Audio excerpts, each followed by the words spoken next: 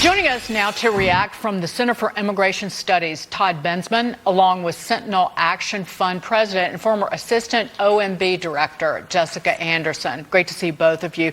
Todd, Joe Biden, by using the word illegal, it's an admission that he is not enforcing the laws of this nation. But it raises the question, who is in charge at the White House that he can't get even his own language straight? Well, I think the president just defaulted to the way he probably talks in private when he's among subordinates. But listen, to watch people pretzel twist their way around the terminology here is really just silly. The whole thing is silly. They are illegal. They did cross illegally, a huge number of them. And frankly, using these alternative terms like undocumented strikes me as a higher pejorative than illegal, because then you start to get into things like, oh, he's a non-payer. He's an unticketed person. He's these are pejorative, just as undocumented to me is just as pejorative as anything else. And the more you pretzel twist around it, the worse it gets, in my opinion. Jessica, again, the flip-flop and the walk-back was offensive, I think, for many Americans. But in that statement, he said a couple of other things as well. He didn't want to disrespect the murderer who bashed in the skull of Laken Riley. What? You don't want to disrespect him? He also said that these immigrants built our country. No, they didn't. We had a great, wonderful country that many legal people built, not these illegals who are now coming into the country. Again, another lie. But I think the most telling was when he said, I want to have an orderly flow of migration. It's not, I'm going to secure the border. I want to stop what's happening at the border. I want a more orderly flow, which is really saying, I don't want the American people to see this, but I still want all these people to come into the country. Yeah, thanks, John, for having me. Look, I think the President Biden was very clear about his priorities. His priorities are illegal immigrants coming to the United States and setting up our American cities as magnets for these illegals to live, to have health care, to potentially vote, and to be involved in civil society. He has not made clear he wants to secure the border.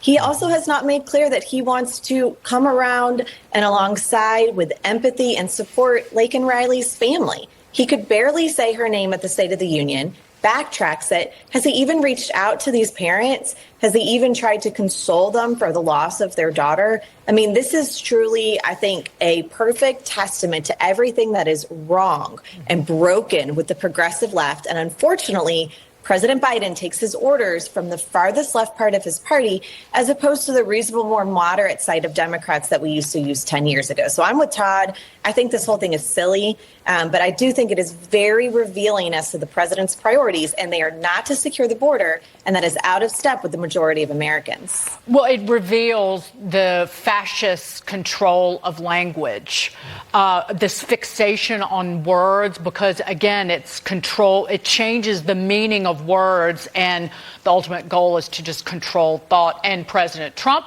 did meet with Laken Riley's family. Meantime, President Biden... As he should. Yes, exactly. President Biden may not want to admit that wide open border is a massive security threat, but his FBI director sure as hell did today. We are seeing a wide array of very dangerous threats that emanate from the border, and that includes everything from the drug trafficking. The FBI alone seized enough fentanyl in the last 2 years to kill 270 million people. That's just on the fentanyl side. An awful lot of the violent crime in the United States is at the hands of gangs who are themselves involved in the distribution of that fentanyl. Todd, also, there's a particular network where some of the overseas facilitators of the smuggling network have ties to ISIS, the terrorist organization. We have no idea what has happened to our national security because of the open border and the 10 million illegals who are here. It's the ultimate stranger danger when you have a wide open border with millions and millions of unknown people coming in. huge numbers of them, by the way, just throw their IDs on the ground just before they cross their final act of before they enter the U.S.